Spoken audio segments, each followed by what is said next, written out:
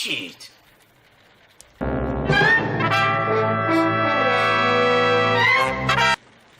Ninja? Ninja! Ninja!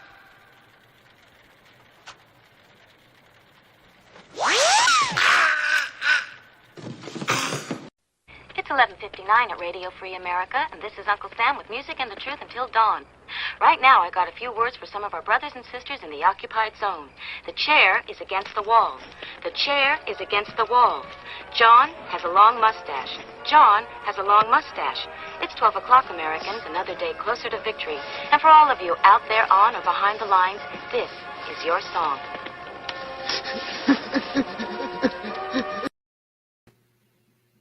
And welcome everybody to our Daily Gun Show. Come to you live every weeknight at midnight Eastern, except for tonight because we're being court. And we talk about guns for an hour. So on Tuesdays, it's Second Amendment Day. So we're going to be talking about some 2A topics. And we've got a poll out there. We'll take a look at one of the states that you get to pick. So we look at one of the states each week to focus on its situation. And we've got this week some states that are recent to constitutional carry. So Indiana, Nebraska, almost, and Georgia and Alabama. All three of those have constitutional carry. Nebraska almost got a constitutional carry.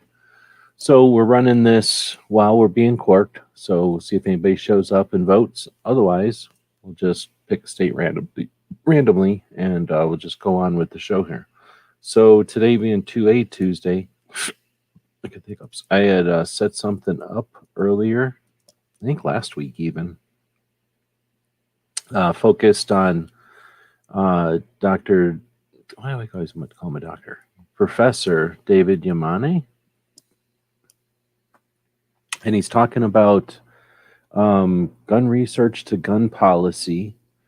And it's got this video over here. I'm trying to remember why I posted this thing. Welcome to Light Over Heat with Professor David Yamane. Today I am in Hartford, Connecticut for a research workshop with 27 gun violence prevention scholars and me. All right. So I put in here some questions, and let's see. Very cool. Thank you for the insight from the workshop. You brought up a few points that I've not heard before in the conversation. Uncertainty of findings, unintended negative consequences, policy that affects people beyond the scope of interest. Those are all points I thought are pretty good. Tactics or tools we could use. Then I said, I'm curious to know more about this hospital-based solutions. And then also interesting to know about this layer of the gun community and what they were interested and willing to include, or that they were willing to include your work in their project.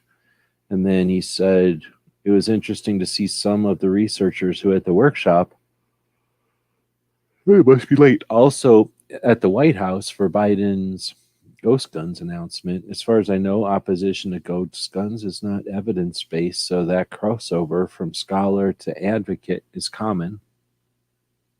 So what does that mean? As far as I know, the opposition to ghost guns is not evidence-based. Okay. So that crossover from scholar to advocate is common. And I think he said something about when, maybe not in this comment, but in another one on another video about this same workshop that he was attending. I think he commented something to the effect of, they summarized everything and used the summaries. And that's the frustrating part of being a researcher in general, is that your work gets summarized. Or maybe you just said it in that video. Not real sure. But I think that's what I was, let's see, what was I going to talk about? So that's his video, and we see in the beginning of it. I think I'm going to go over to another place, which would be, I guess, in my subscriptions over here because I just watched them, so it'll be in the top of them, I think. And that would be this new channel. See, I can't remember the name of it is the problem. Something like Gun Radio. Come on. Just took this dog out. Now she's crying at me. It's called like Gun Radio. Did I pass it already? But, oh, you know what? I can go to my channel. Oh, I'm logged into this channel. No wonder I can't find it. This is channel. I ain't subscribed to that channel. So can I find my channel? There we go. If I go to my channel and go to my community tab, right, and then head into this link. Here it is. Ever seen this show out of California, Gun Owners Radio? And then I put in here a question for Professor Yamane. Which types of people are more curious about the other types of people? And he answered me. He said that basically it's a draw, that once you get people that are the extremes, they're not so curious, and the people in the middle are willing to chat. And let's head over. Oh, this video isn't publicly available. So what's up with that? Let's go over to Gun Owners Radio and go to their videos, find out what's up with that. I guess they changed it around and edited it up, I guess. What's the point of that? Don't know. So now, that's weird. So now it's just a video and there are no comments and all the comments are gone.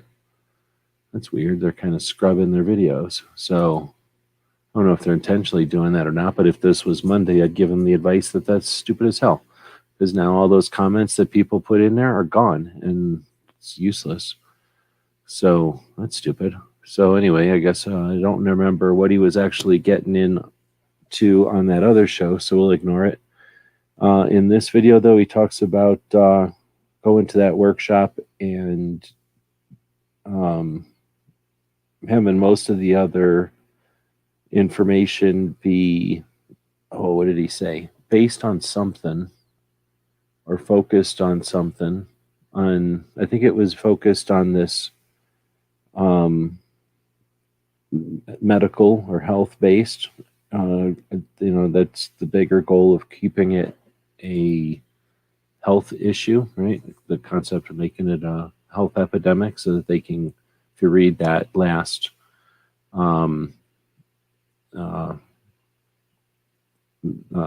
rules, it's pretty clear that they're setting things up to make firearms health things so that they can manipulate it from the executive branch under emergency rules as opposed to criminal or societal parameters or directions. All right, so I don't have anybody in here to join me tonight, and so I really don't have anybody to riff off of this with, so I'll just throw some of these out there. I guess there's nobody really chatting with us in the live chat either, so just throw these out there as points tonight. And if you're having a conversation and people are sitting around wishing they could talk about something 2A, consider unintended negative consequences and how to bring that up in conversations with antis, people that think our property is an issue, people that think that by owning property we have somehow associated ourselves with criminals or people with bad intentions.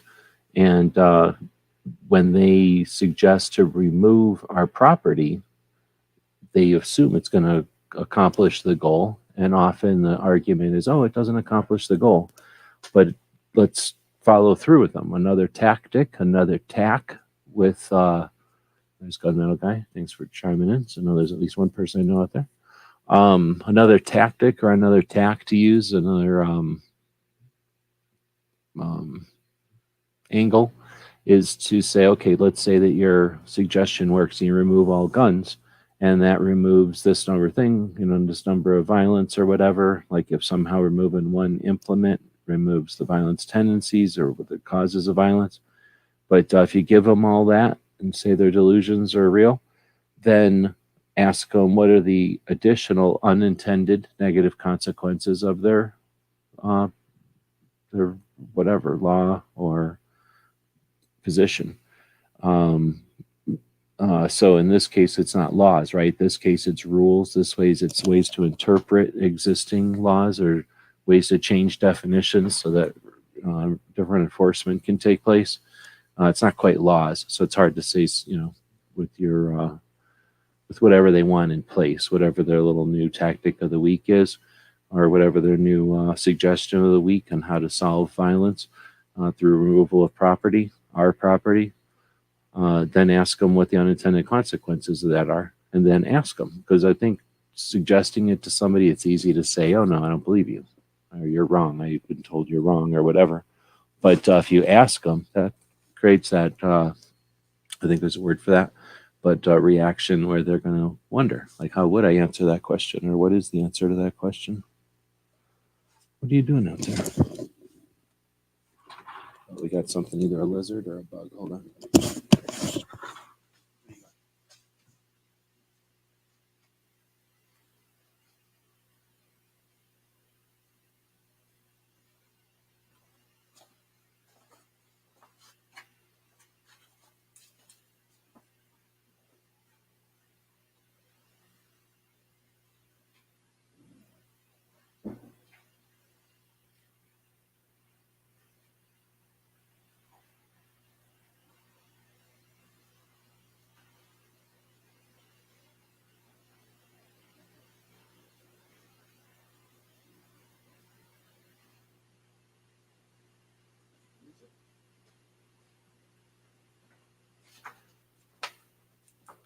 I don't know.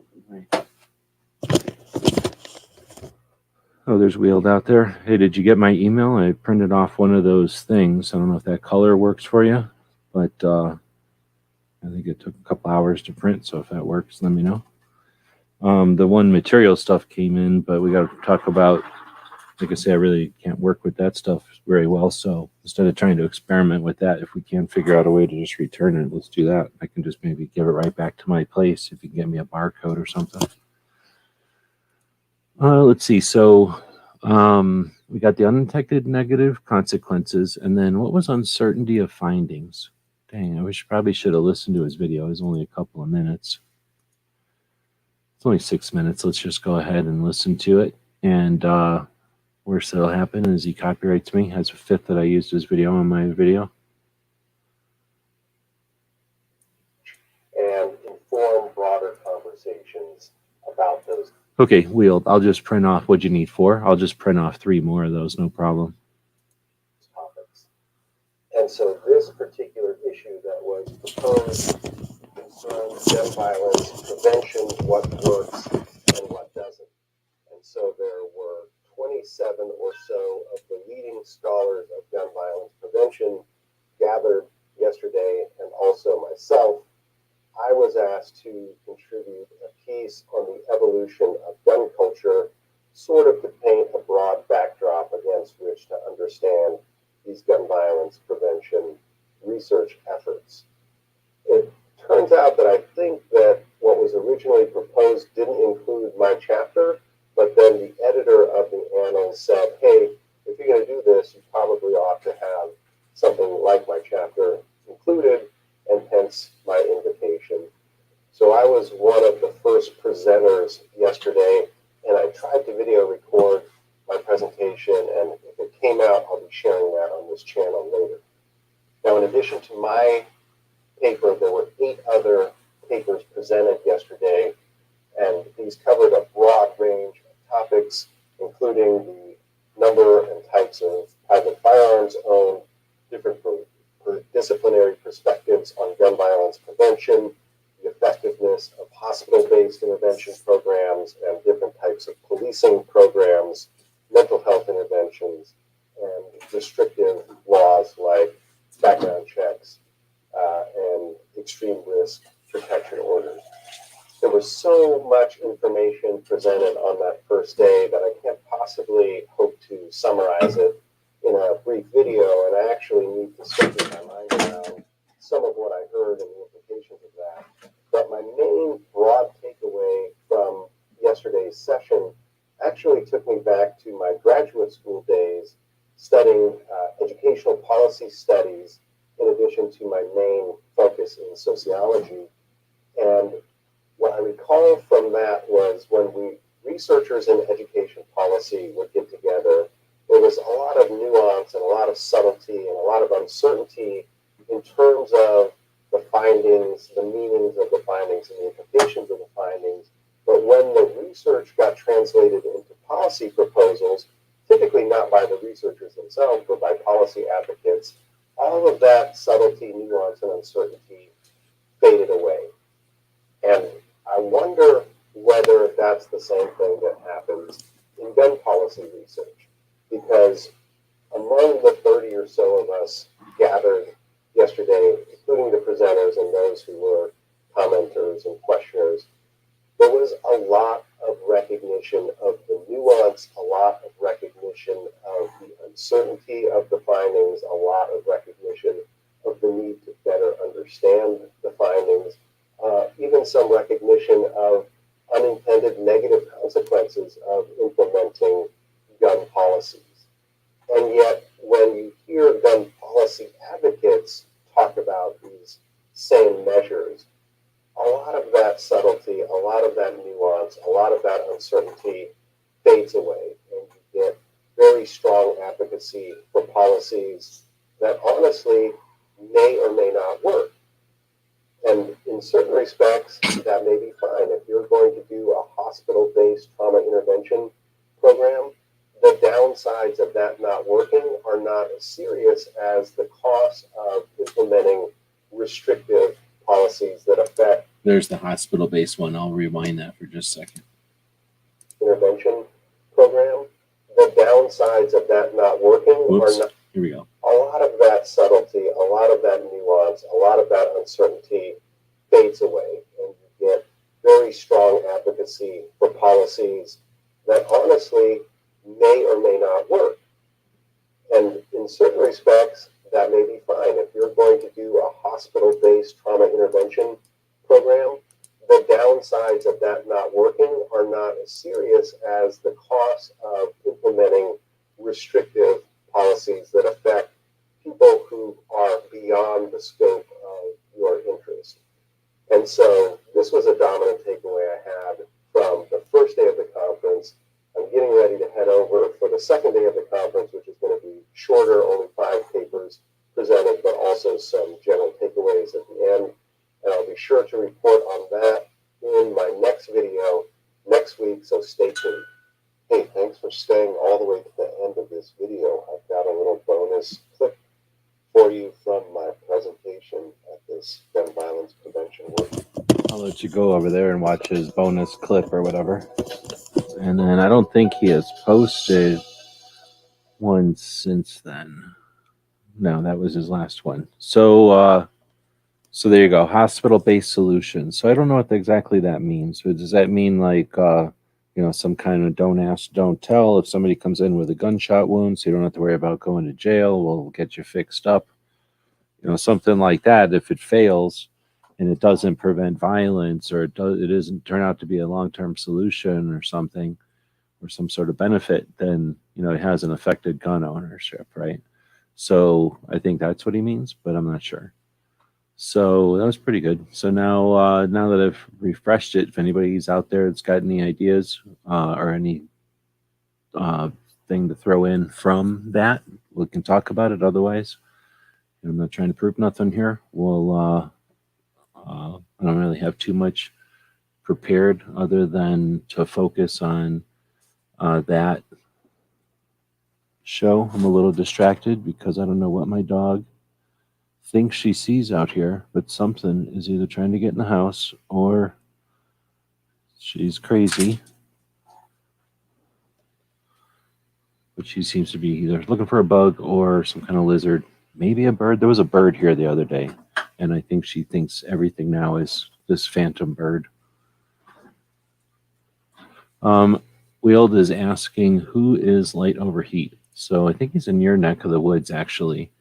He is, I'll put a link in here to his channel, and I'll read his about page on his channel. I forgot where I found this guy, but I think he probably was recommended or something. So it's his about page, and he's been on YouTube since 2012. He used to be called Gun Culture 2.0, if you remember that. And on Instagram and stuff, he's called Gun Culture 2.0. I'll put a link to that here in a second. He says, I study, write, and speak about our fascinating, exacerbating social world, gun culture currently. If there is an arena of social life that generates more animosity, heat, than insight, light, than guns, I don't know what it is. This channel speaks to reverse that equation by seeking light over heat. I am a professor of sociology at Wake Forest University. For 20 years, I specialized in the sociology of religion. In a departure from my previous work, I became a student of guns in 2011. I am particularly interested in the new self-defense oriented core of American gun culture that Michael Bain calls Gun Culture 2.0. I have published a short book on the history of concealed carry revolution, liberalizing the right to bear arms in America, which is available on Amazon. I blog at Gun Culture 2.0, his website, and guncurious.com. And then he's bragging about his Facebook page, and then can be followed on Twitter. So he basically just says his stupid social media things. So that's his deal. He's wherever Wake Forest University is. But I think that's kind of by you. I consider everything on that side of the Mississippi close to each other. So I'm a little bit location centric because I don't get over there that often. Well, that's not anything. I need a map. It's Winston-Salem, North Carolina. I think that's by you. I don't know. I like his channel, so I'm looking at where Lake Forest University is because I don't even know. I hate Google Maps. This is the shittiest maps ever. Worst, well, not the worst maps ever, but pretty bad. Pretty freaking bad. All right, it is by somewhere I've never been. Never been over there. I've been to Charlotte before, and I've been up and down this road from Richmond to Fayetteville, but I've never been to Winston-Salem, so completely unknown part of the world for me. And then I'll close out of there, go back to his channel. I'll go through and see. Oh, I've probably been watching his videos now for at least a year. Probably a year. I usually don't watch videos about people training because I don't care about that anymore. But people that are activists and stuff and bringing something new to the table, that's interesting. And his whole 2.0 thing bothered me because he is a new person to guns. Admittedly, as an adult in 2011, he came into guns. You know, people are allowed to do that or whatever. But then he's going to start telling everybody what new gun owners are. And I ain't down with that necessarily. He might be right about some new gun owners, but that's crazy. So I'd say go get a job in a gun shop. And, you know, that's an insight. Or better yet, get a job as a manufacturer's representative to gun shops. The people that typically represent about 1 to 5 or more brands, and they'll just travel. Like literally their whole, I don't know, however long they do that career, they'll just travel from gun shop to gun shop. I would do it. I probably should do that job. They just travel from gun shop to gun shop, hanging out, seeing what the gun shops want, and bringing that information back to the manufacturers, placing orders and making sure everybody's happy, being customer service.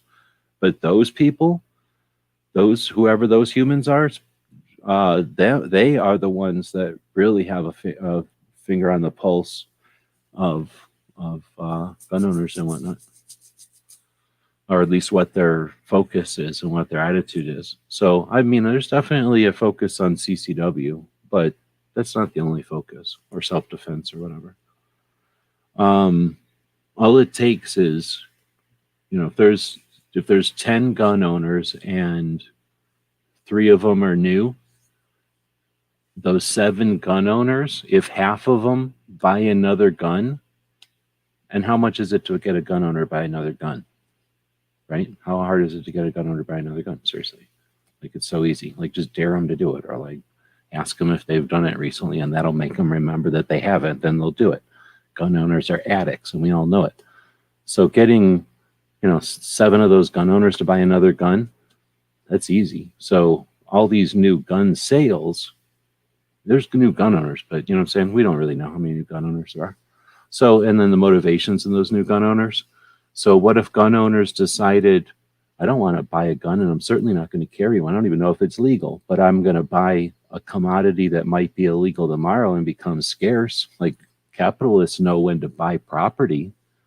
That's not gun ownership. That's not Second Amendment advocacy. So because of those unknowns, I just always question the gun owner 2.0 or gun culture 2.0. Plus, come on, culture? Come on. I've been in the culture for too long trying to document it, and there is no culture. Come on. There's like nothing near a culture.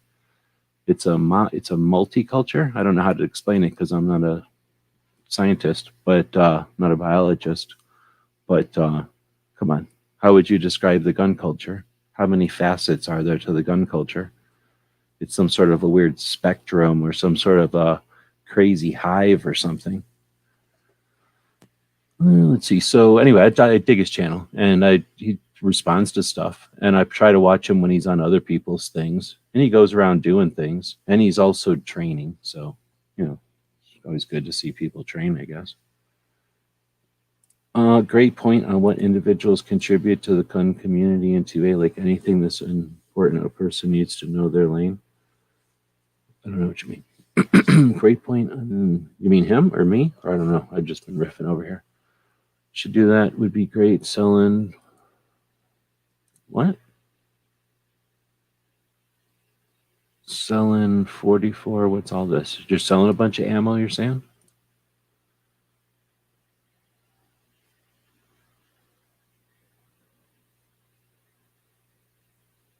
Oh, now I don't know. I probably should listen to what I'm saying as I'm saying stuff, because I don't know what the lag and stuff, what I was just talking about that you guys are talking about. Sorry about that. I'm going to go look at the poll and get out my book over here. Oh, you know what? If I'm about to get out my book over here, I can also get out that cap or whatever it is. Let me grab that cap.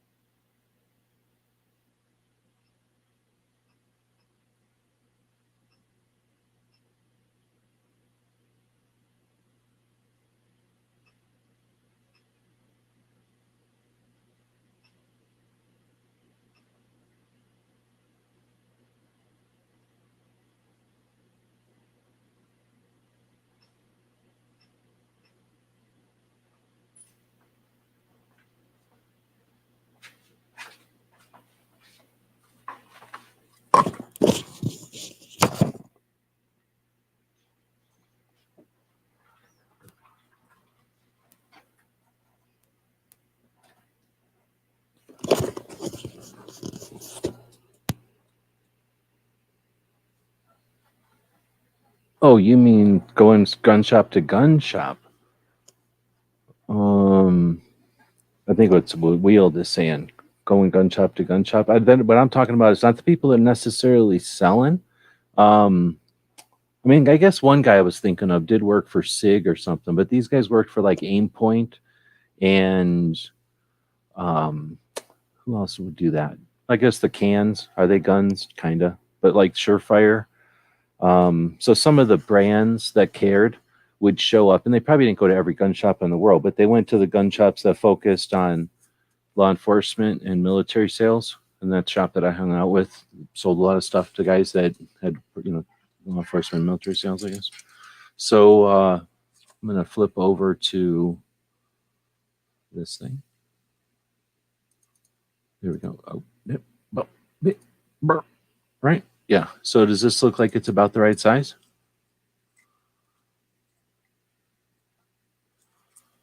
I don't know what to compare it to.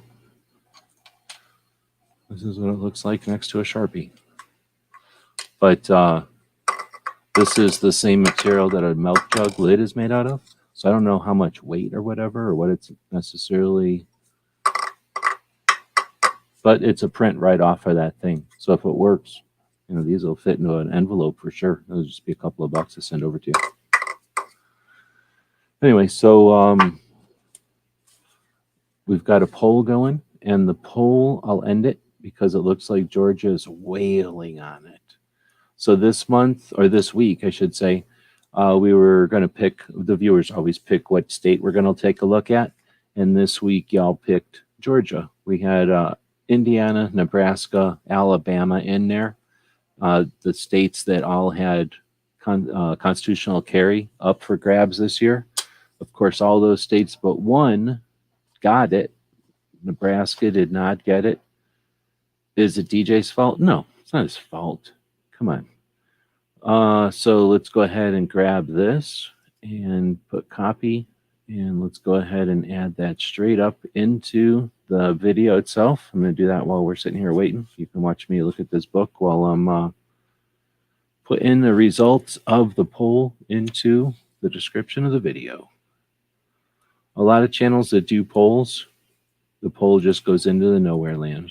But me, I put the poll into the description of the video. So everybody who's listening in the future, you can go look in the video description and be part of the fun. And what happened? I lose the video, go back over here, and we're back into the video. Everybody's happy. So if we want to have another poll, let me know if you got suggestions for another poll. Otherwise, oops, we're going to get into, all right, come on. We're going to get into Georgia. So if we want to have another poll, let me know. What's happening? For another poll. Serious? Are you serious? All right. I feel like we already did Georgia. Maybe we didn't. This is a misprint of the book that I'm using, and that always throws me for a loop trying to figure out where everything is. Upside down, half of it's upside down, and the other half is going the other direction. So it's like kind of backwards alphabetical order one side and upside down alphabetical order F. Nope. C goes from F to W to Connecticut. A lot of sense there. Hawaii, Illinois. Nope, that makes no sense.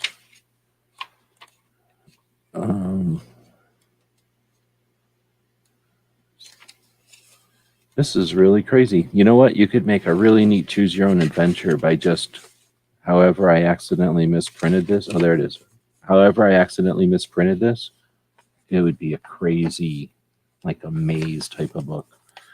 All right, so let's take a look. What we're looking at is the 50 states of 2A. This is a project to attempt, like many of these published things, it's an attempt. Oh, no, everything's all backwards. It's an attempt to put, it's just all crazy. Our, there it is, Minuteman University project, which is a giant website, minutemanuniversity.com. It's an attempt to print out that website. And this was a way to do it in a state-centric way. So basically each page is a state, and when it's not printed wrong, they're in the order that they were. Oh, wait a minute. I think it's alphabetical order now that I'm thinking about it. It's just an alphabetical order because I had to figure out some way to put them in here. I really wanted to put them in order that they were adopted into the union, but that's just a weird way to do it, I guess. So I made it alphabetical so it's a little bit easier to find when it's not printed wrong.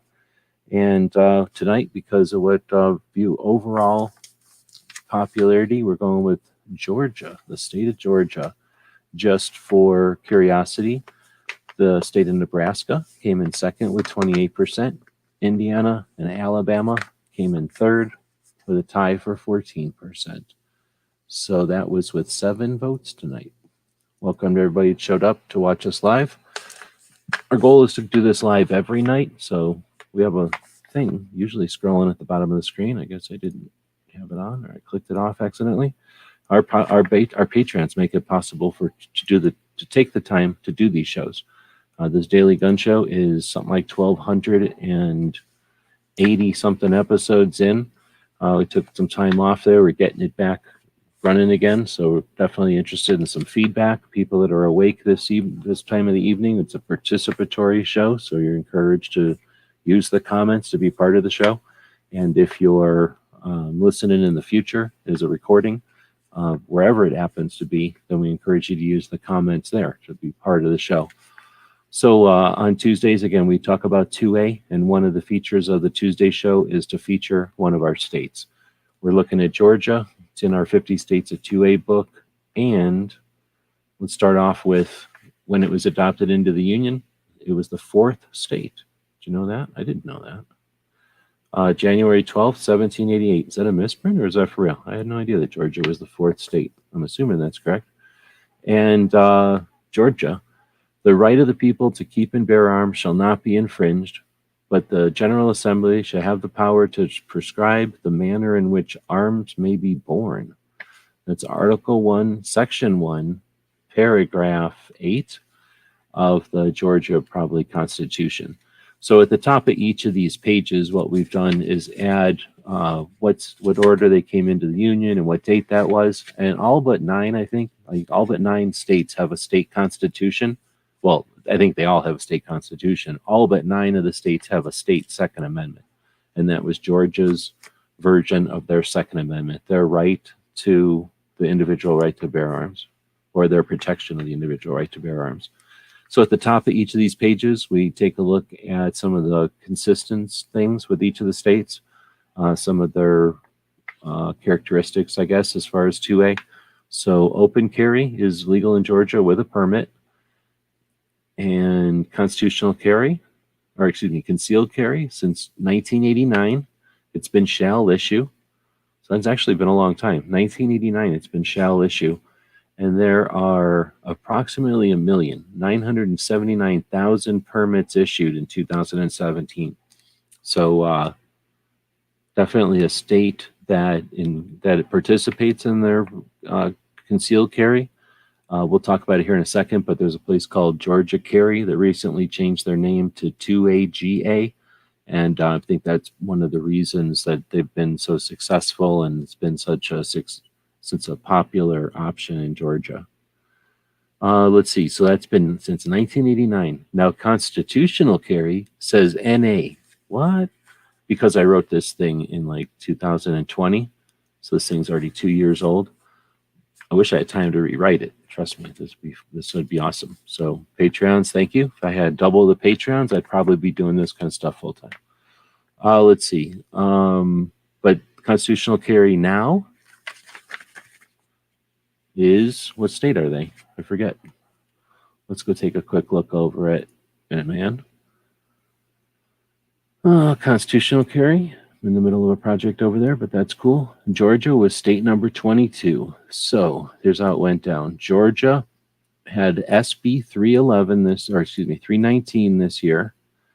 That passed their General Assembly in April 1st. And then their governor signed it on April 12th at 3:30 p.m. And it goes into effect. I think it went into effect already. So here's how, or no, wait a minute. When does it go into effect? Georgia's doesn't go into effect. Oh, no, wait. I think theirs does. They were state number 25. I don't know what I'm saying. Not 22. They're state number 25. Theirs went into effect as he signed it. Therefore, I think there's a lot of people who would suggest their constitutional carry state number 22 based on who can actually carry in the state. But whatever. So here you go. I'm going to put a link to the place where we keep that kind of information. If any of it's wrong, then yep, thanks. I was thinking I was getting 2 states mixed up there, Will. But yeah, you're right. It happened immediately. So Georgia, is the 22nd state or is it the 25th state? You know what I'm saying? That's the question. Alan Anchor, Angelina's out there. 2 puppies. If you got too many puppies, put one in a box. Send it over here. I'll take either one of them. Let's see. 1,200 episodes. It used to be cool. It's been a lot, but yeah, I'm hoping to keep it going, another 2,400 or so. Then I'll see what it's like. Once they're holograms, I might not like them anymore. If they're the glittery kind of holograms, I'm not down for that. If it's the kind of holograms that are kind of all blue or all kind of purple, just shades of blue, I'm okay for that kind of hologram. But we'll see. We'll see. If the blueprint is, if the hologram is like a 3-dimensional blueprint, I'm okay with it. But otherwise, we'll give it at least another 800 episodes to round it out, and then maybe another 500 after that before we get in our stride. Let's see. So next up is suppressors for hunting. They were the 30th state. It's kind of tough to determine which state is which, but I just call them how I see them. I guess that's technically the way to do it. Wield is saying 25th to sign, 22nd to implement. I guess that's the way to say it. Is there a 25-22? It'll be holograms, right? Because here's the thing, holograms can get a lot more information across. I'm just thinking of bar graphs and charts and stuff. So once we can do holograms, you know what I'm saying? I think we're going to start using them as much as we can. Plus, it's like, I don't know if you played a virtual game. These kids that play the virtual games where they put the goggles on their face, the electric goggles. Yeah, those things are crazy. It's like it's like seeing what robots see. I'm pretty sure that's what robots see in their brains, in their CPUs. It's like Tron in there. Oh, let's see. Then we got... So that was... Their suppressors for hunting was in 2014. And trying to remember how that went down. It was pretty... there was quite a bit of those things happening, so I think everybody took that one for granted. But suppressors for hunting is an effort of the American Suppressor Association. And that eventually led to the momentum that almost got the Hearing Protection Act passed handily. Like, it was almost going to happen in 2018 until a bunch of things happened and security cameras failed and everybody got excited, and now we lost some rights instead of almost having the Hearing Protection Act and national reciprocity. What would have happened? Has anyone ever had a conversation about what would have happened if we did get national reciprocity in 2018? Would we still have 25 states with constitutional carry? Nobody's interested in having that conversation. There's too much important stuff happening all the time. All right, so keeping going with Georgia. They think they're so good and they act like they're so 2A or whatever, but where's their state firearm? None. They ain't got one. So 9 other states do have a state firearm and Georgia don't. Could Georgia have a state firearm? I think it's pretty obvious what the state firearm of Georgia would be. Right? So, come on, man. Let's see. So that's the beginning. That's the boilerplate or whatever, like the stuff that I try to keep consistent with each of the states. Going down this side, we're going to talk about some organizations. Let me bring this out a little bit. I'll make this even go in and out even more. I love that. So on this side, we've got some organizations. Here we've got some individuals. Over here we have some industry. And down here we have some more stuff. So let's, yeah, exactly. That's what I'm thinking. Anybody who's crazy or anybody who doesn't think that's the case is crazy. All right, so I don't have a lot of commercials queued up, but we're going to take a commercial so I can get something to drink here. Tonight's episode, photo finish.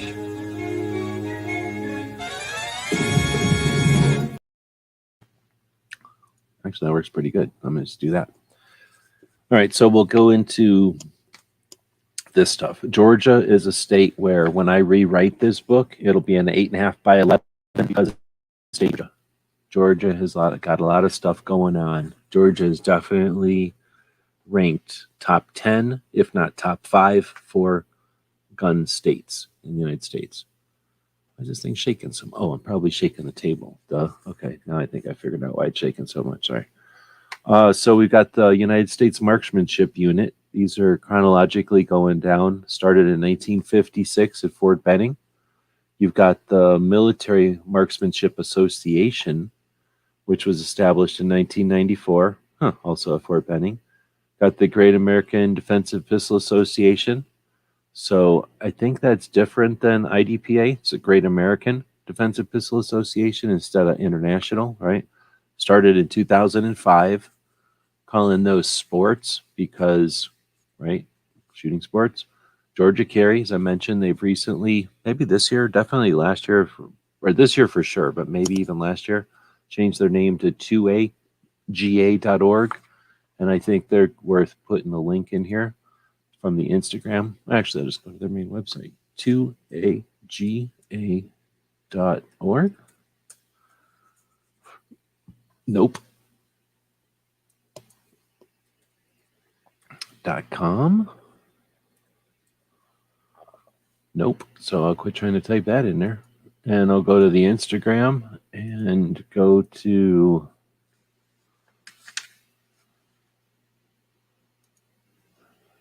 a GA. Come on, man. Really? Making me type every letter in all the time now? Oh, and now it's not even showing it to me. Huh. Seriously, it's messed up. I think that's super messed up. What if I hit enter? Oh crap, it took me to some girl's website. Come on. All right, well, I'm not going to find it.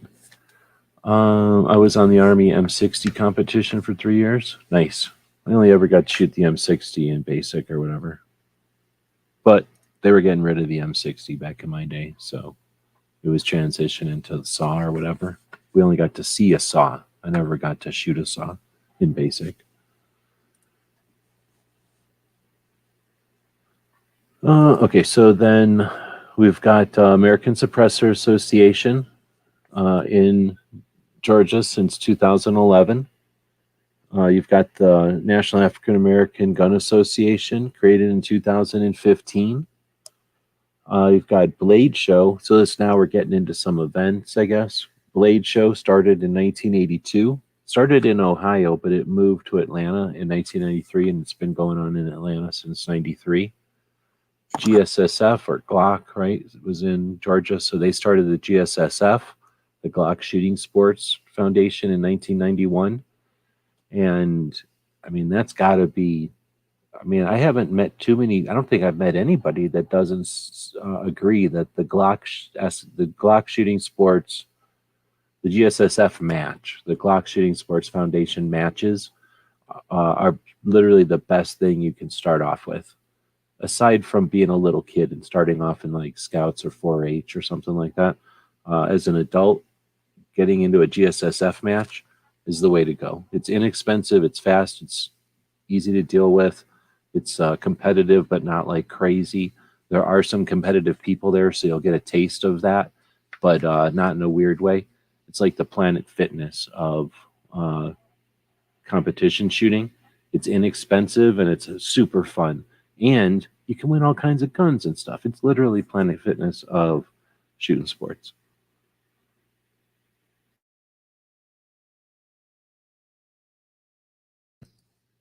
I should get some kind of commercial to play if I'm coughing. So we also have Rogers Shooting School. Bill Rogers established that in 1986.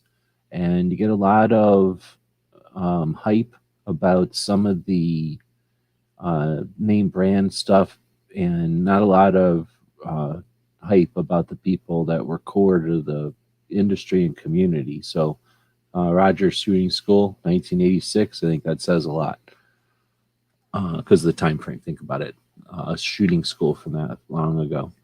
I guess I'm going back up here, and that's one of the problems, I guess, with this layout is it's just all kind of smashed in here. I had to go between. This is really too small to read, really.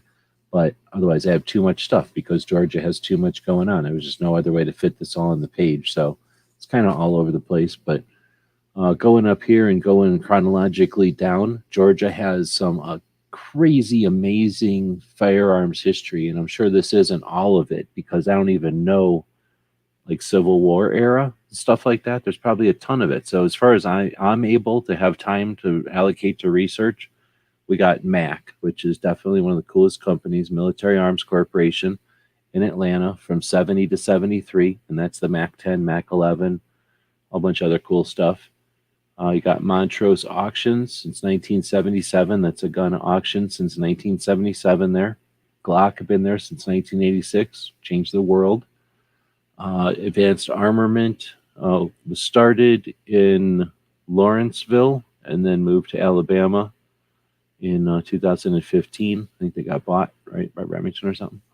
Gun Broker's been in Georgia, outside of Atlanta, since 1999. Again, changing things there. Daniel Defense over by the water in 2002. Liberty Suppressors in 2004. I don't know where they are. H&K closed down in New Hampshire in 2017 and moved to Georgia. And then Taurus, everybody's favorite. Is Gizzard out there? I said Taurus. Moved to their facility in Georgia in 2019. And it says relocation of the U.S. facility. So I don't know where that was before that. Maybe somewhere else. So that's some industry stuff, but that's not all the industry stuff. So I've got KD in here as Georgia, but I think he said he'd rather be in here as Missouri. So I'll probably be moving him back. Well, I will be moving him back to Missouri. But we have KD because he is in Georgia at the moment. And here is Aiming for the Truth. And, the Train and Learn event is in Missouri. And that'll be on the Missouri page of this thing because that event is still held in Missouri. But Aiming for the Truth, the community building workshops that KD does, and then the No Other Choice firearms training and awareness and stuff that he does, I consider that to be in Georgia because he's there. But like I said, he'd consider it to be a Missouri thing. So it's kind of both. Then we've got, speaking of Atkinson, I don't know how to say that guy's name, the guy that invented the AA-12 and then eventually sold it to Jerry Berber, who I did an interview with in Tennessee in 2012. This guy invented the thing. Did I even put the dates in here? I guess I didn't. But if you've got the Firearms Inventors deck, I guess his name is Maxwell, or I think it's Max. That's what everybody called him. Max Atkinson is the king of clubs, and he's the king because he's awesome. Because he made the AA-12, but he also made the Atkinson conversion. I think he made the Lightning Link and a 22 conversion for the AR. He did all kinds of neat stuff. So that guy was in Georgia. You've got the dude who started Georgia Carry, Jerry Henry. You've got Knox Williams, the guy that started American Suppressor Association. Got Philip Smith, the guy that started National African American Gun Association. And then Katie. Oh, and then let's go down here, and let's not forget we had Rogers Shooting School in here. I guess GSSF isn't really a school, but whatever. But then you also have the Complete Combatant. And I have it in here as the Mingle, the event, but I could just as easily have it in here as the Complete Combatant, which is the school that Shelley and her husband run. And the Mingle, since 2017, I forget where Shelley went. She was at some event like AmCon or SHOT Show or some industry event, and there was a bunch of females from the industry that were getting together. Think about it, DC Project had started in 2016, being real active, being girls.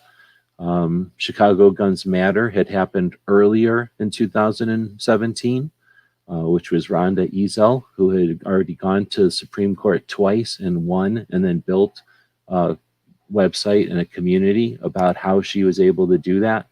You had the Girl in a Gun and other organizations, Million Moms, well, the Million Moms Against Gun Control and the Well Armed Women had been around for a while. So Shelley had seen that these females had been in the industry and gaining awareness and influence and insight or all the different things, right? They're getting to be more in the community, more a part of the community. So she created the Mingle as an opportunity for the females in the industry to get together, up, train, build skill set, and network. And there's a focus there on Second Amendment advocacy as well as awareness and preparedness and instruction skill development. So being better instructors. So awesome project, and in Georgia, and that one's coming up. If you follow that one on Instagram, they often update what they're doing as far as sponsors and what their different resources that they're putting out. They're advocates of these cards, these flashcards, scenario-based, visual scenario-based training. I forget the term they use, but I haven't experienced their training, but I'm definitely interested in it. Since we're talking about training here in KD and the Rogers Shooting School, there's a lot of things. I haven't created a visual for this yet, but there's the development of training. Firearms training comes from military, comes from police, it comes from competition. And then eventually, once there are more people concealed carrying and time on the clock and people get more experienced and people have encounters and all kinds of consequences and results, training incorporates all that and adapts. And the complete combatant is a very technical, object-based, scenario-based solution to modern training. I'd suggest that they're a definite branch of it that's unique and valid in a developing way. So there's not a lot of peers, so it's difficult to say that it's hands down the best or anything, because there is nothing like that. But from everything I've seen about it or heard about it, definitely interesting. So it's called the Complete Combatant, and that one's in Georgia. Let's see, you've got some green things here, which are hunting, I think, or at least conservation focused. So we've got the in 1988 Quality Deer Management Association was founded in Georgia, often as a result to habitat in issues where they try to restrict access to hunting lands or restrict resources like wildlife. Due to other reasons, it's easier for hunters to get together and work as a group against some of the large organizations that'll come in and do things like buy property or create weird laws and stuff, and try to get footholds and change things in a drastic way, subtly or slowly. So I suspect that's where that one came from, but I'm not 100% certain. Then you get Ducks Unlimited. Started in 1981 and lasted till 2010 in South Carolina, but then moved to Georgia in 2013. And as far as I understand, they're gone. So I think they had some problems and they only lasted for a year there in Georgia before they disappeared. So I don't know the whole story there, but if anybody does, feel free to make a video about it if it's important. And then last, I always have museums, every one of these pages, if there's a museum in that state, or if there's more. I guess a couple of states have more than one. We've got our cartoons and information about the museums. Our museums are our past. Our museums are really, really cool. There's not that many of them. There's about 30 of them in the whole country, and definitely worth your time and your attention. If you've got one nearby, I encourage you to champion it. They're awesome. They're worth visiting often. There's tons of things. You're sharing a gun collection with everyone. So going in and being able to check it out. Almost all of them are free to go in and hang out. The Fuller collection is an interesting one. It's unique. It's on a Civil War battlefield in the some kind of old building, right? Some kind of old house, or what do they call those things? I don't know if it's really a what do they call those things? Whatever they call the big fancy houses in the South. I don't know if it's one of those or not, but it's definitely a big fancy house. And there's other stuff in there. It's a museum with other stuff, some dioramas and things depicting the battles, I think. There's some cannons and stuff. There's a gift shop and then some kind of auditorium on the other side. But the gun collection's in there, and it's a guy named Fuller who had this collection of 2,000 firearms. Most of them are on display, but not all of them. And since 1954, these firearms have been on display. And his collection is Civil War guns, which are kind of specimens and examples of all the different mechanisms or mechanical solutions to making a firearm work, like the old-fashioned flintlocks, matchlocks, everything you could think of as far as the old-fashioned kind of locks, different lengths of guns and different types of guns. I can remember there being a bunch of these cool like glass hand grenades from back in the day, basically tiny Molotov cocktail looking things designed to be grenades, or the size of grenades, I guess. So lots of interesting stuff, all from the Civil War, all from a guy's private collection, and all on display. I don't think it costs anything to go in there. And check it out. It's between Chattanooga and Atlanta. All right. So with that, I think that's everything on the thing. Like I say, it's a little bit of a mess as far as the way it's laid out. If anybody had any questions over there. Antebellum? No. What was the name of the big houses? Plantation. I don't know if it was a plantation because I don't know what the definition of a plantation is. But it was a big house. A familiar mansion, I bet you're sure saying. I don't think, now I was thinking of plantation. But thing is, it happened on, or it's on the Civil War battlefield, and I'm guessing, I don't really know, but I'm assuming that nothing's been on there since the Civil War, so whatever was there got burned down, and nobody rebuilt it, so all that's left is the one house. I have no idea how much stuff was there, in the olden days. All right, with that being said, I wanted to also explain that whenever we did this project, even to get it to this stage, took quite a bit of effort, finding it all, formatting it. I was actually still learning. I'm still learning how to get this stuff printed. I'm using the Adobe software and printing it out here on the printers here, and then putting it together and binding it and stuff. But we were sponsored by a bunch of people that helped make it possible. And in the spine or whatever here, we've got the people that helped with this one. So Carrie and Garrett, so it's Gun Library Garrett, and I don't know if I know who the other person is.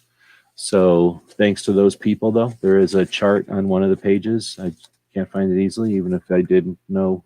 Oh, look at that, I found it. Here's a chart of all the people that helped support this project, and as soon as I can carve some time, I'm getting dangerously close to being done with those stupid taxes. We'll be working on it again this week. But as soon as I get done with taxes, get that off my head, we get this show kind of up in the air and flying in a direction, maybe on some kind of an autopilot, or get back in the saddle again and get used to it. I'll work on a bigger, better version of this thing, because that is something that's been bugging me. Trying to make this a more useful resource than just a novelty. The goal is, when we're having conversations online, or when people are having conversations with others, more importantly, with people that might be on the fence or just trying to prepare something, to have a reference like an almanac, a bunch of different facts and figures available. At the bottom, when this thing is all set up, there's a bunch of stuff about the community. There's a bunch of stuff like this, famous females with firearms, just, some very similar to an almanac. So the idea was to have it in a small enough format that people can have it nearby and reference in a conversation and have accurate data, so that we spent less time theorizing or debating whether or not something was a bigger gun shop than the other, or which state was more 2A than the other, and could get more to the motivations and actions that people want to take. All right, so with that being said, I'm going to turn off this thing, because I think we're done chatting about Georgia. So next week, we'll talk about another state. If anybody's got ideas for a state for next week, feel free to leave them, not in the live comments here, because those get lost, but in the video description when this thing turns into a video or whatever. We'll watch the comments on the different platforms as well. I didn't lose myself, right? I'm still in here, yeah. We'll watch the comments on the other platforms as well. So wherever you find this video, feel free to leave some comments on what states you'd like to suggest that we take a look at next. Otherwise, I was going to say we've got, this is 2A Tuesday, so about an hour in. It's probably okay.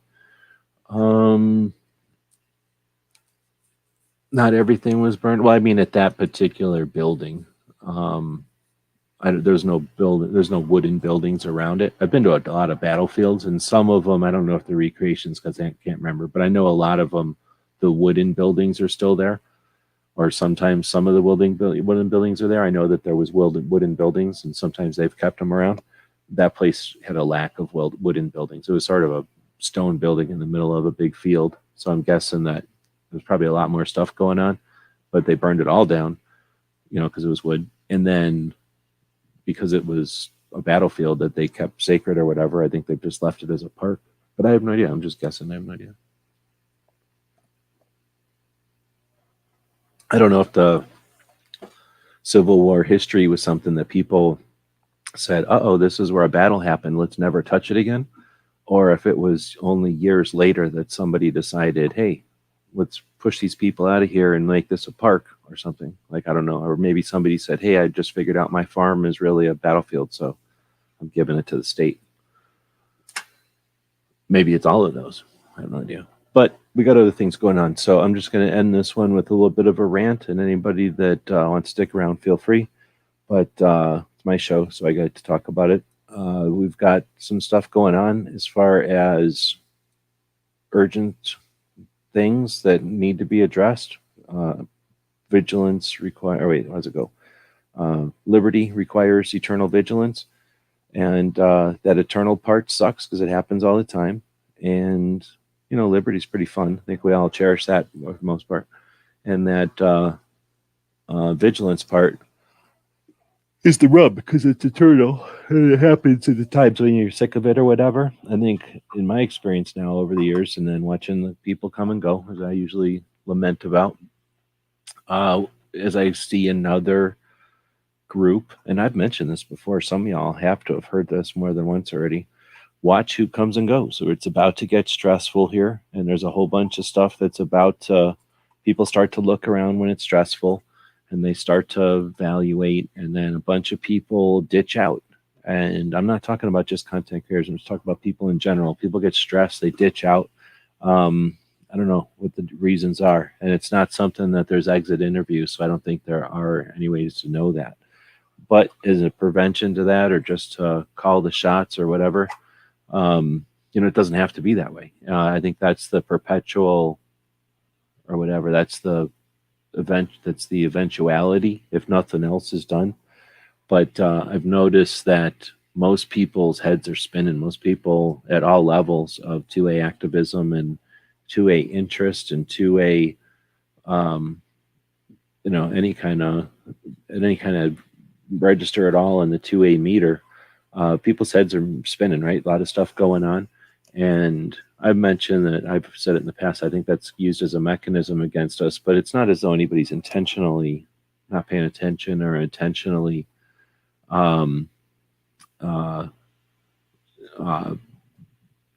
being distracted. It's just the nature of having, a bunch of stuff going on. So I really think the next step is some way to hack that, some way to create a logarithm for it. I mentioned yesterday how computers work, or at least attempted to describe in a bird's eye view or an overall view, kind of the gist of how computers work in the overall way, and the basic way, the root way, and how we got from not having computers to having computers. And I think that's important for a couple of things, and one of them is that the way that computers work is that there's simple things that happen often and quickly and over, and those things, those cycles, I guess maybe that's essentially, those repetitions and those cycles are can be anticipated and can be depended on and can be used to determine things, and eventually they become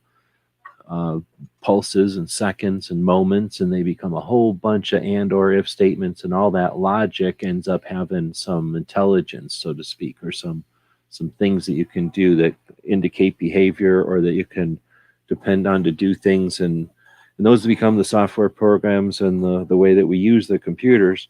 And I think that the same way that the people who developed all that stuff originally figured out with these tools in front of them and the resources and the way they worked, ways to manipulate or ways to create situations so that anticipated results are the consequence, right? Like so that they can have some influence on the what's coming out, not with directly necessarily, but to some extent, at least push something in a direction.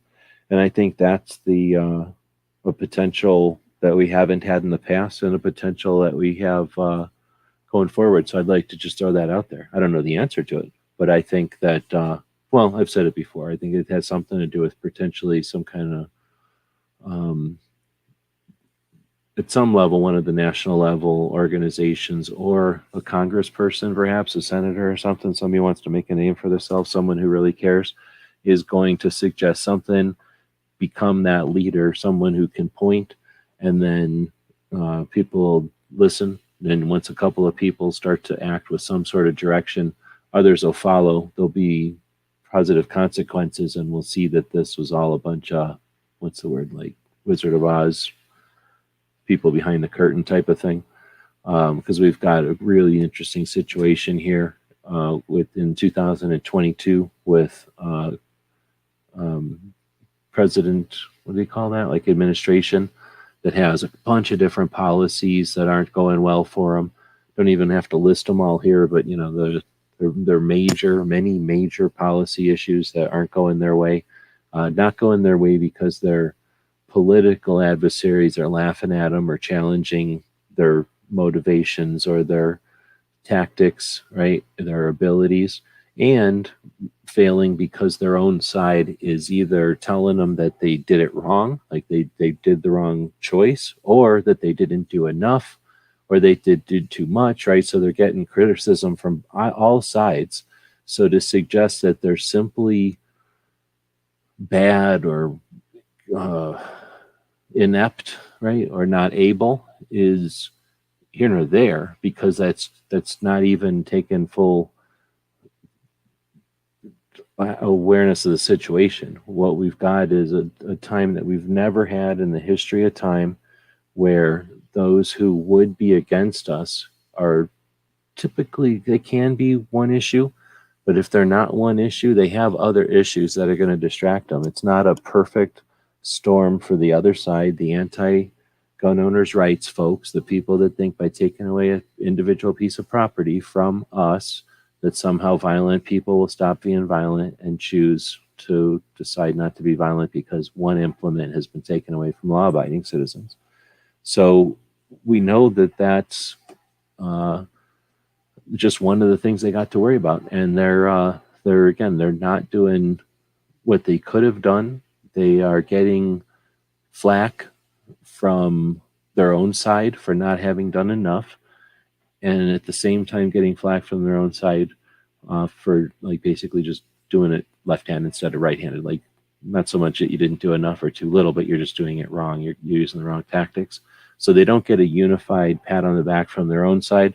They're certainly not getting treats or any kind of encouragement from their own side.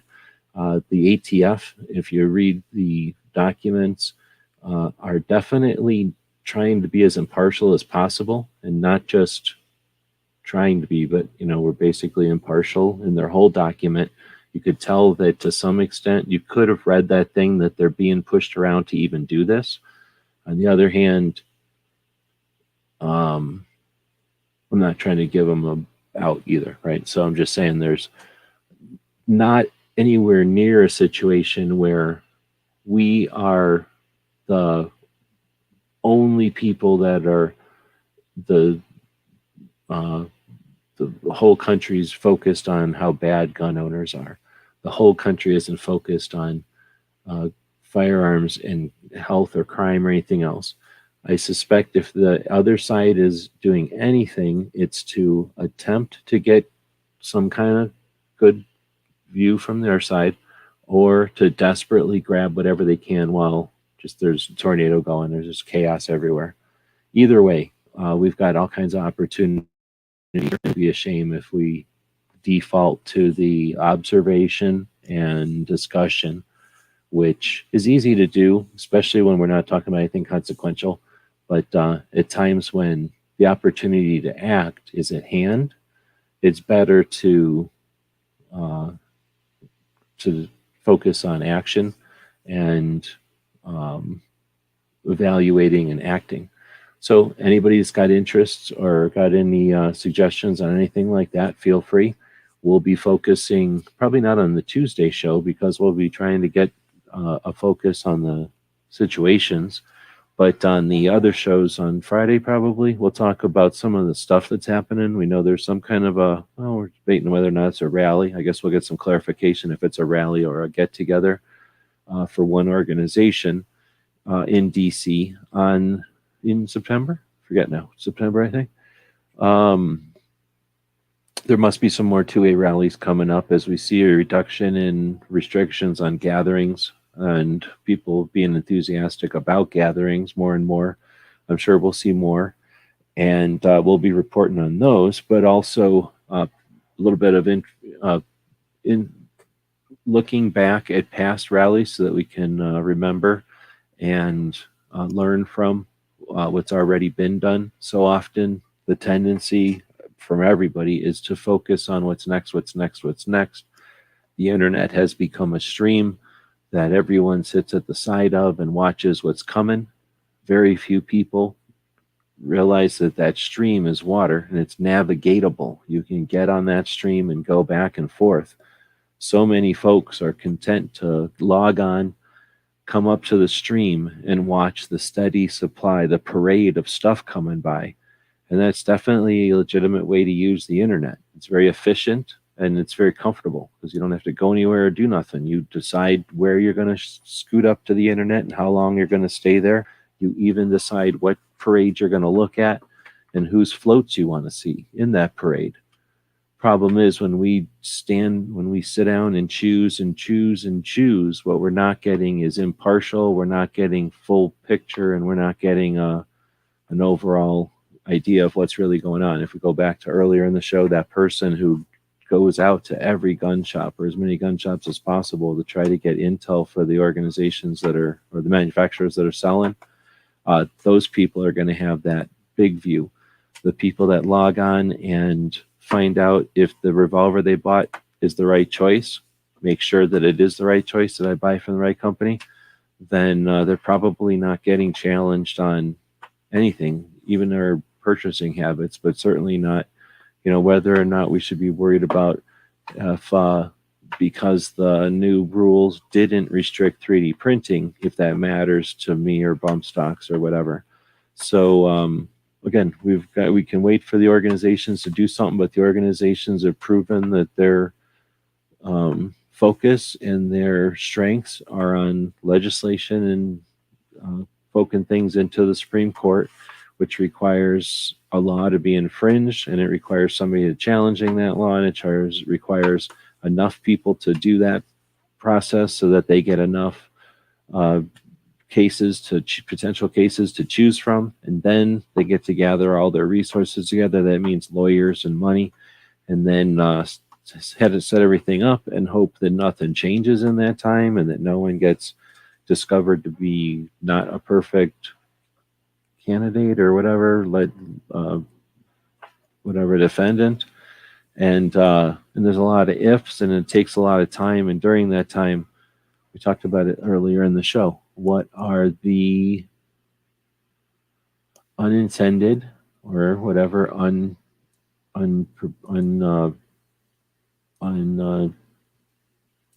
thought of negative consequences, right? Like what's happening? What's all that infringement during?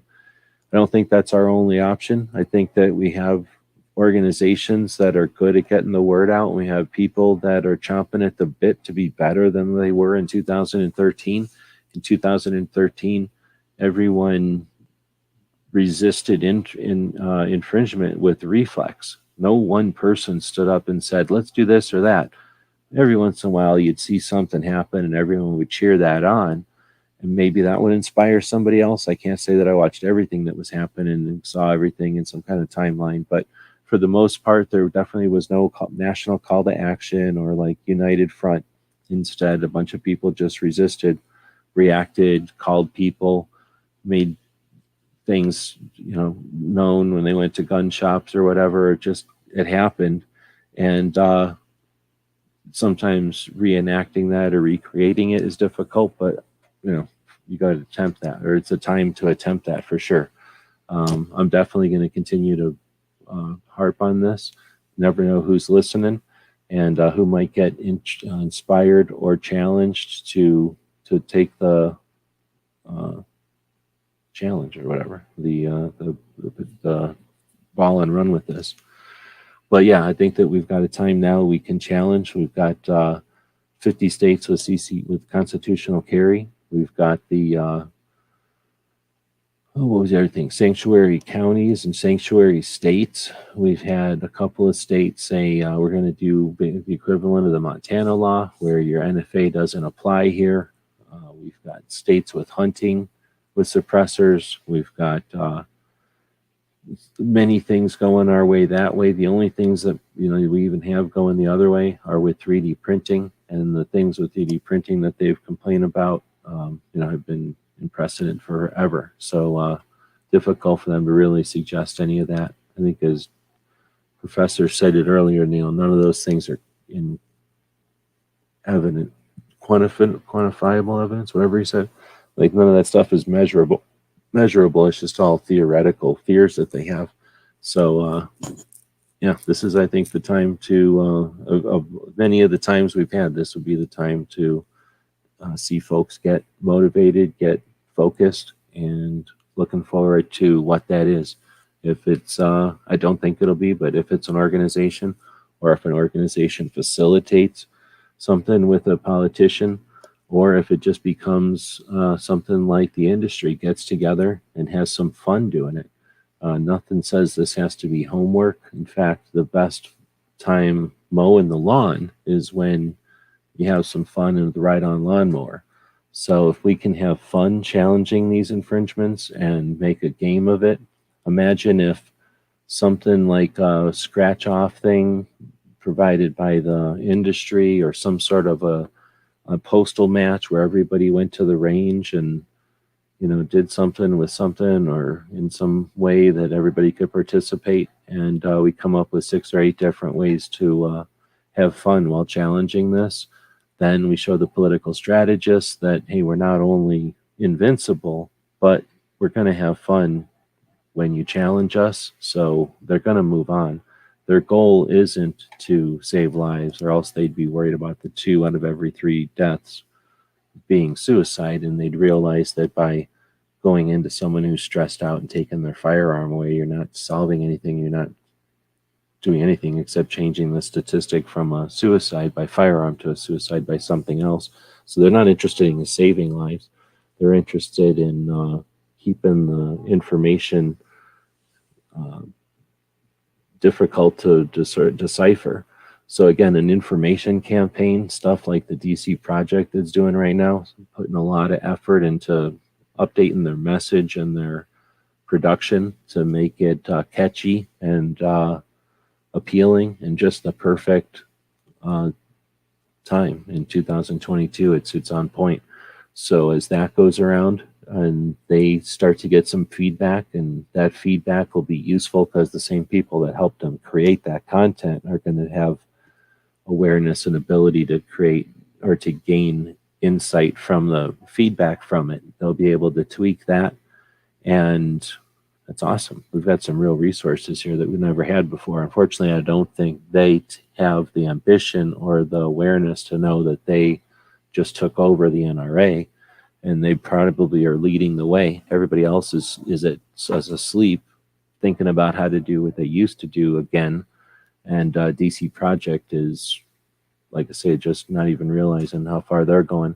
Girl and a Gun, same thing. If they decided to, DC Project isn't paying attention. So the Girl and a Gun could, at their upcoming get-together, change the itinerary at the last minute and turn themselves into an active organization, just like the DC Project said, on the offense, being offended, and literally take on the mom's demand by getting together and teaching those ladies that the same way that they can inspire ladies to carry a firearm, they can inspire those ladies to stand up for the rights of their children, and if not run for office, at least get up there and, what do they say, primary people, make it possible to primary people.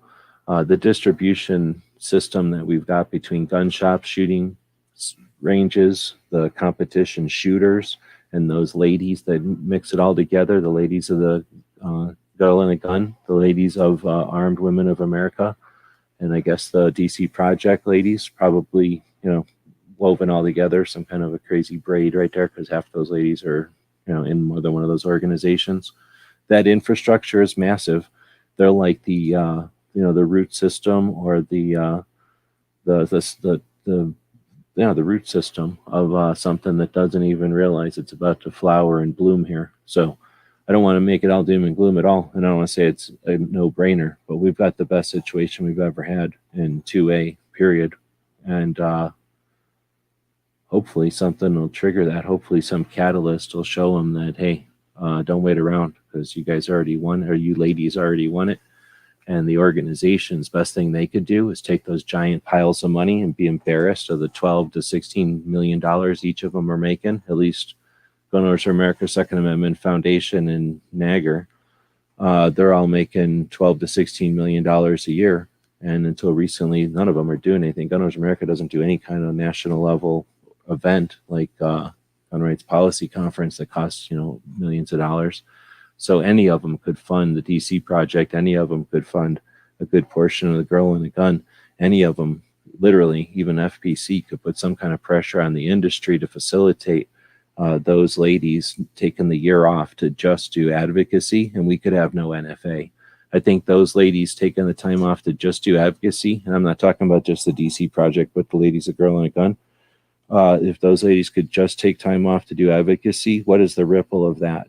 They're all their friends and family who go, hey, what are you doing? Oh, I'm taking the year off to do Second Amendment awareness advocacy.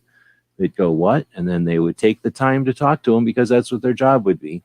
And then think of that. So that's all it would take, is just somebody talking to the right person, and the right person saying, yeah, let's do that. And then shifting what would have been a marketing scheme to sell you a bunch of garbage red dots or rails or grips or lights or ammo or magazines or slings or belts or bags, and or a little chunk of all of those, 10% of all of those, and put it towards a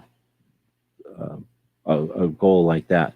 It might be the lady standing up and saying, we got the idea, just give us the resources, and crowdfunding it and doing it. Or it might be somebody throwing it at them, mansplaining. Either way.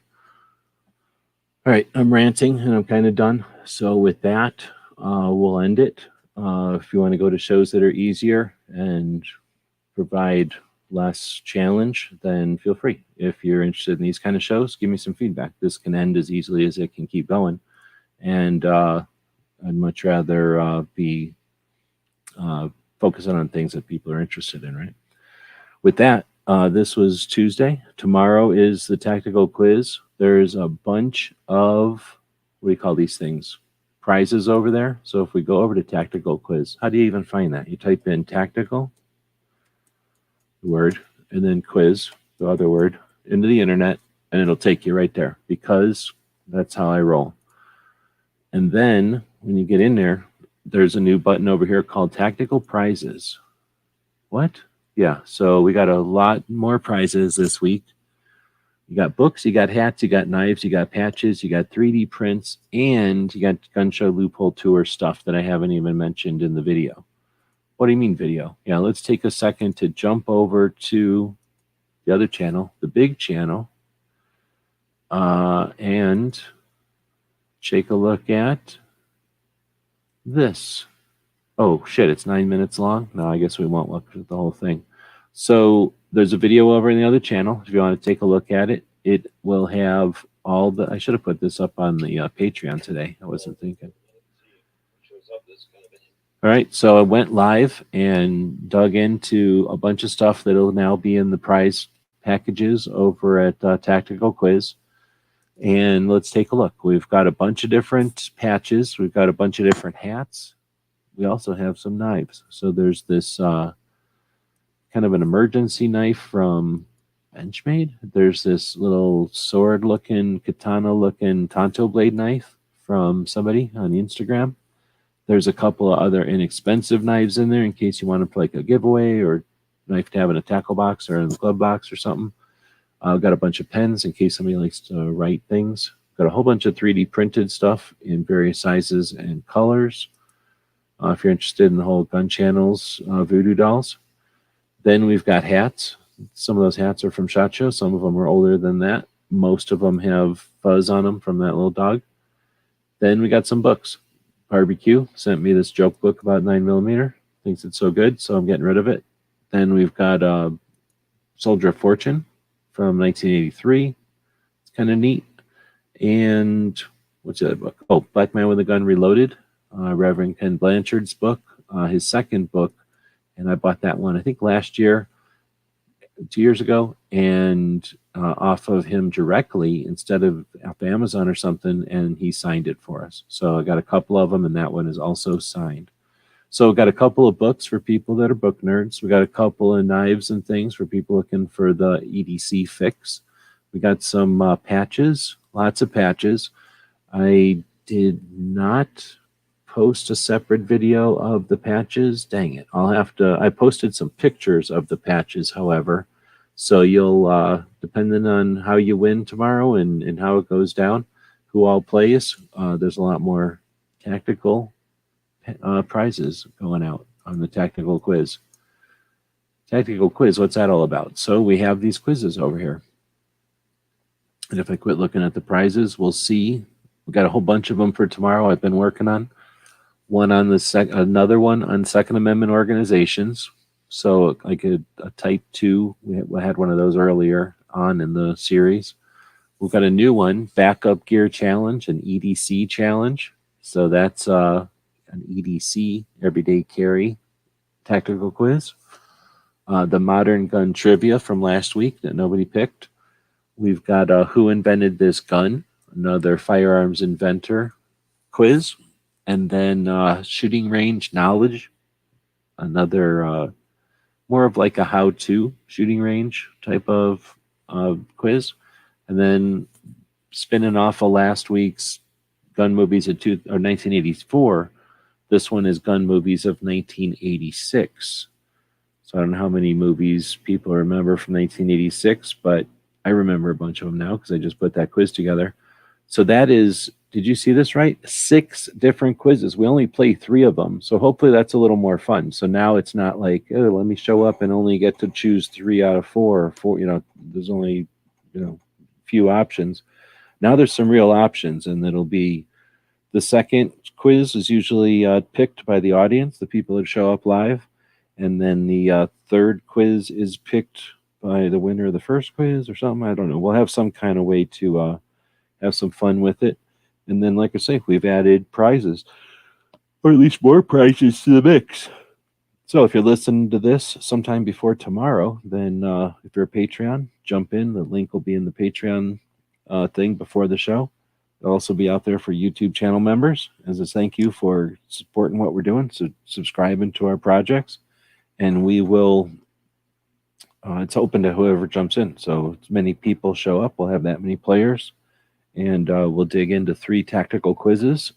And then Thursday, we'll get back into some travel. And Friday is our wrap-up. So that's how we come up with the daily gun show part of it. And we'll say with that, thanks for joining and listening. We'll be back to pick you up later. Hey, did you know that you could help support our future projects and let everyone know you're a fan of what we do? Check out our print-on-demand store. We have a tab here on YouTube. When you click on it, you can choose from a bunch of different items. We have shirts and posters and coffee mugs. Click on the one you like.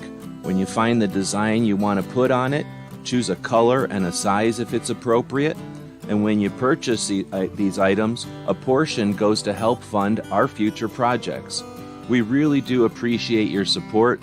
You get some cool stuff. When you get that stuff, post pictures here and on other platforms, and we'll hook you up next time you order from our Gear website store. Thank you for your support of gunwebsites.com. Thank you for supporting our projects. If you'd like to buy us a cup of coffee, check out our Patreon channel. The guys and gals at gunwebsites.com. encourage you to take a CCW class every year, practice at least once a month, and carry every day. Thank you for watching GunWebsites.com. Do do do do do do do do.